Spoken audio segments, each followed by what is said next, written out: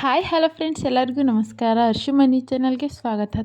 ತುಂಬ ಕಡಿಮೆ ಸಮಯದಲ್ಲಿ ತುಂಬ ಸುಲಭವಾದ ವಿಧಾನದಲ್ಲಿ ಚಿಕನ್ ಫ್ರೈ ಮಾಡೋದನ್ನು ತೋರಿಸ್ತಾ ಇದ್ದೀನಿ.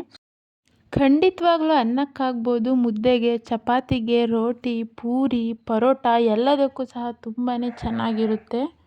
ಒಂದ್ಸಲ ನೀವು ಈ ವಿಧಾನದಲ್ಲಿ ಟ್ರೈ ಮಾಡಿ. ಬನ್ನಿ ಹಾಗಿದ್ದರೆ ಮಾಡೋ ವಿಧಾನ ನೋಡೋಣ. ಹೊಸ ವಿಧಾನದಲ್ಲಿ ಹೊಸ ರುಚಿ.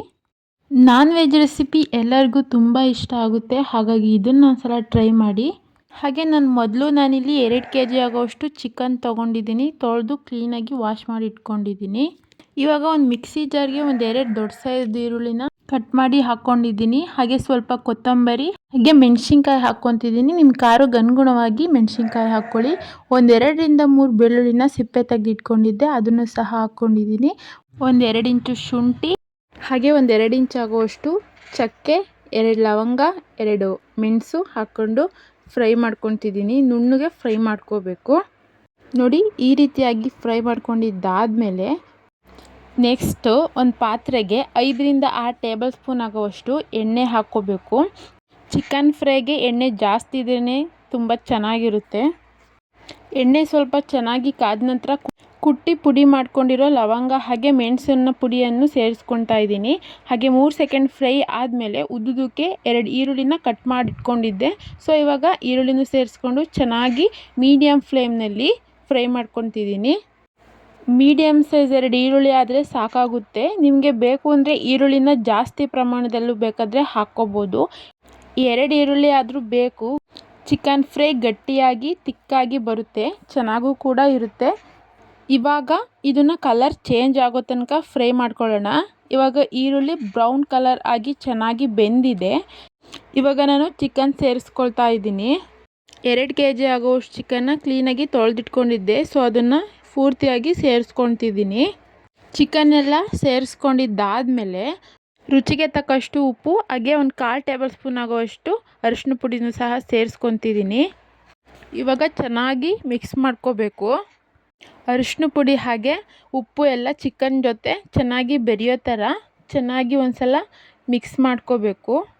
ಎಣ್ಣೆ ಜೊತೆ ಚಿಕನ್ ಚೆನ್ನಾಗಿ ಫ್ರೈ ಆಗಬೇಕು, ಆ ರೀತಿಯಾಗಿ ಮಿಕ್ಸ್ ಮಾಡ್ಕೋಬೇಕು.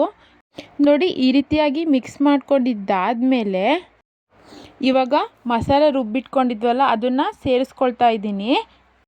ರುಬ್ಬಿರೋ ಮಸಾಲೆ ಹಾಕಿದ ಮೇಲೆ ಒಂದ್ಸಲ ಚೆನ್ನಾಗಿ ಮಿಕ್ಸ್ ಮಾಡ್ಕೊಳ್ಳೋಣ. ಮಸಾಲೆ ಎಲ್ಲ ಚಿಕನ್ ಜೊತೆ ಬೆರೆಯೋ ಥರ ಮಿಕ್ಸ್ ಮಾಡ್ಕೋಬೇಕು. ನೋಡಿ, ಈ ರೀತಿಯಾಗಿ ಮಿಕ್ಸ್ ಮಾಡ್ಕೊಂಡಿದ್ದಾದಮೇಲೆ ಇವಾಗ ಚಿಕನ್ನಲ್ಲಿ ಇರುವ ನೀರೆಲ್ಲ ಆಚೆ ಬಂದು ಚಿಕನ್ ಚೆನ್ನಾಗಿ ಫ್ರೈ ಆಗ್ತಿದೆ. ಈ ರೀತಿಯಾಗಿ ಚೆನ್ನಾಗಿ ಫ್ರೈ ಮಾಡ್ಕೋಬೇಕು.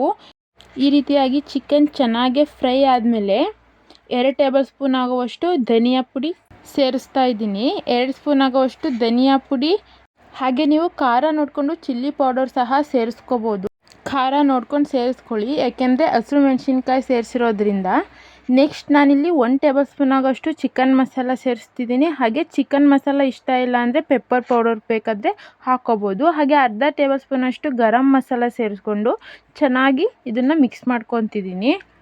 ಕೊನೆಯಲ್ಲಿ ಕೊತ್ತಂಬರಿ ಸೊಪ್ಪು ಸಹ ಸೇರಿಸ್ಕೊಂಡು ಚೆನ್ನಾಗಿ ಮಿಕ್ಸ್ ಮಾಡ್ಕೊಳ್ತಿದ್ದೀನಿ. ವಿಡಿಯೋ ಕಟ್ಟಾಗಿದೆ.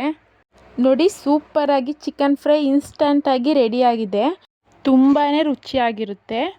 ಇನ್ಸ್ಟಂಟಾಗಿ ಯಾರಾದರೂ ಗೆಸ್ಟ್ ಬಂದಾಗ ಮಾಡ್ಕೋಬಹುದು.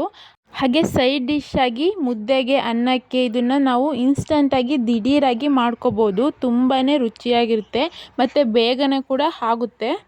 ಚಿಕನ್ ಫ್ರೈನ ನಾನು ಸರ್ವ್ ಮಾಡಿ ತೋರಿಸ್ತಾ ಇದ್ದೀನಿ. ಇವತ್ತಿನ ಈ ರೆಸಿಪಿ ನಿಮ್ಮೆಲ್ಲರಿಗೂ ಇಷ್ಟ ಆಯಿತು ಅಂದ್ಕೊತೀನಿ. ಇಷ್ಟ ಆದರೆ ಈ ವಿಡಿಯೋಗೊಂದು ಲೈಕ್ ಕೊಡಿ. ಹಾಗೆ ಇನ್ನಷ್ಟು ಈಸಿ ರೆಸಿಪಿಗಳಿಗೆ ಅರ್ಶು ಮನ್ವಿ ಚಾನಲ್ಗೆ ಸಬ್ಸ್ಕ್ರೈಬ್ ಮಾಡ್ಕೊಳ್ಳಿ. ಪಕ್ಕದಲ್ಲೇ ಇರುವ ಬೆಲ್ ಬಟನ್ ಪ್ರೆಸ್ ಮಾಡಿ. ನಿಮ್ಮ ಅನಿಸಿಕೆಗಳನ್ನು ಕಮೆಂಟ್ ಮೂಲಕ ತಿಳಿಸಿ. Thank you for watching. Bye bye.